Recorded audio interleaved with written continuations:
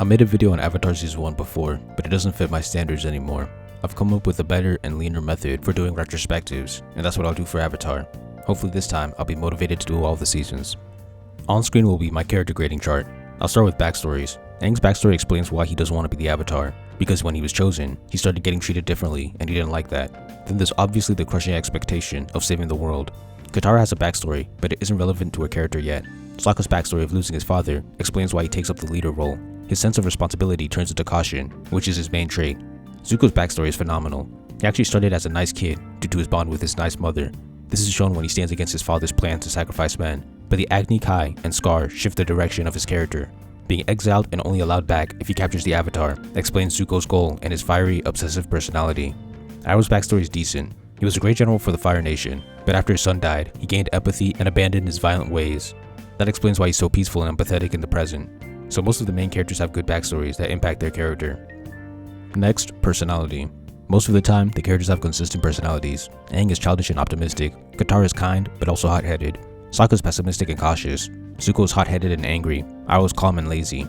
All of these simple traits are turned up to 11, which makes them more entertaining. But if I had to get really specific, I wasn't much of a fan of Aang and Katara's personalities because the story couldn't find too many ways to put their traits in a positive light. I found Aang's childishness more annoying than endearing, and I found Katara's hot-headedness obnoxious.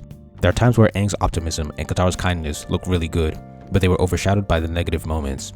Sokka, Zuko, and Iroh were great. Zuko got away with being a hot-headed jerk due to the fact that he was a villain, so I expected that from him. Next is character arcs. The first character arc is in episode 2. Sokka has an arc from believing that Aang is the enemy to believing that he should help Aang. In episode 4, all three characters get arcs, but I hate them. Aang went from believing that he deserved special attention because he was the Avatar to believing that he should be humble. I didn't like this because that was out of character for Aang. You could say the attention went to his head, but it doesn't make sense for this attention to possess him so much that he starts antagonizing Katara, his love interest. It's so uncharacteristically malicious for a person with a kind and playful personality. Katara went from believing that Aang doesn't deserve his attention to believing that it's fine. Katara isn't the most mature character, but getting salty that little girls are giving Aang attention is ridiculous. That's like Sailor Moon getting worried that a 6-year-old will steal her man. Sokka went from believing that men were better than women in certain areas to believing that men and women are equal. My issue with this arc isn't that it's out of character, but the fact that Sokka was biologically correct in his initial assessment. He didn't have to be antagonistic about it, but it's a biological fact that men are physically superior to women. That doesn't mean that all male fighters are better than all female fighters, but statistically speaking, men have a much higher chance of being better fighters than women, so Sokka being punished for being technically right is kinda corny. Episode 9 had a character arc for Katara. She went from believing that Aang moving faster than her was a threat to her self-worth to believing that it wasn't. This was good. Episode 12 had Aang going from believing that he should be focusing on the negatives to believing that he should focus on the positives. Episode 15 had Aang going from believing that he needed to do anything to keep his friends around to believing that he should let his friends make their own decisions. I didn't like this arc because, once again, Aang acted out of character. Instead of expressing his feelings to his friends like an adult, he bottles it up and lies to them about something important to keep them around. That's unlike him, especially when he's shown great moments of wisdom. Episode 16 has Aang going from believing that he should do and get what he wants when he wants to believing that he needs to have patience. This was fine. Episode 17 has Aang going from believing that the Air Temple immigrants are insulting his culture to believing that they align with his culture. This was one of the best arcs in the season because they found a believable, in-character way for Aang to be antagonistic at the start of the arc. Those were all of the character arcs in season 1. The story didn't quite have the hang of how to write a solid character arc yet. Too many times, the characters would act negatively and out of character just so they could learn a lesson that they should have already known. Furthermore, there are 20 episodes, yet only 7 episodes have arcs, and there are 9 arcs in total.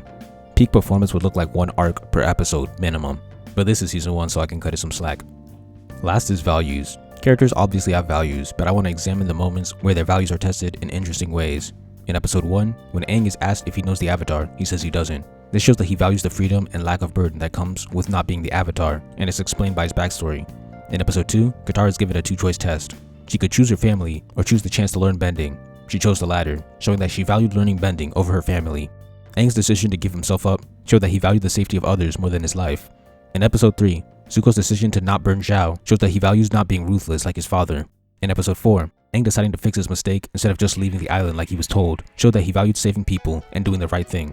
Katara imprisoning herself to save others in episode 6 showed how much she valued saving people. In episode 7, Zuko is given a 2-choice test. He can chase after the Avatar trail or save his uncle. He chooses Iroh, showing that he values Iroh more than his ultimate goal. In episode 10, Sokka and Jet show their contrasting values when they see an old man. Jet wants to attack him just because he's Fire Nation, while Sokka wants to let him go because he's an innocent old man. Jet values revenge against anyone associated with the nation, while Sokka values protecting the weak and innocent. In episode 12, Zuko has another two-choice test. He can chase the Avatar or protect his crew. He chooses his crew over his ultimate goal yet again. In episode 13, Zuko saves Aang from Zhao as the Blue Spirit, showing that he valued his personal victory over the nation's victory. Either he gets the Avatar or no one does. In episode 15, Sokka is given a two-choice test. He can go with Bato to find his father, or he can stay with Aang and help him save the world. The fact that he chose Aang showed that he was willing to sacrifice his personal goal that he had for longer for the greater good of the world. In episode 16, Aang chose to learn firebending against Zhang Zhang's advice, showing that he valued doing things his own way. In episode 18, Katara is given a choice: apologize and allow Aang to learn waterbending, which he needs to save the world, or be prideful and refuse to apologize. Her choice to go with the latter showed that she valued her own pride over the fate of the world. I hate this moment because not only does it make Katara look bad, but she gets to have it both ways. She reaped the rewards of not apologizing by keeping her pride, but she also reaped the rewards of apologizing by Paku teaching Aang anyway. If you look at the choices that the other characters made, they actually had to sacrifice something. Zuko sacrificed getting Aang twice. Sokka sacrificed finding his father. They had to live with their consequences, but Katara gets bailed out like a spoiled child. Zero accountability. In episode 19, Aang chooses to stay and fight, showing that he values protecting people, which is in contrast to him abandoning his air temple. In episode 20, Iroh threatening to fight Zhao if he kills the Moon Spirit shows that he values the greater good over his own nation. Yue deciding to give her life to the Moon Spirit showed that she valued the greater good over her own life. Zuko trying to save Zhao showed that he valued saving a life over eliminating his competition. For the most part, the values are done well.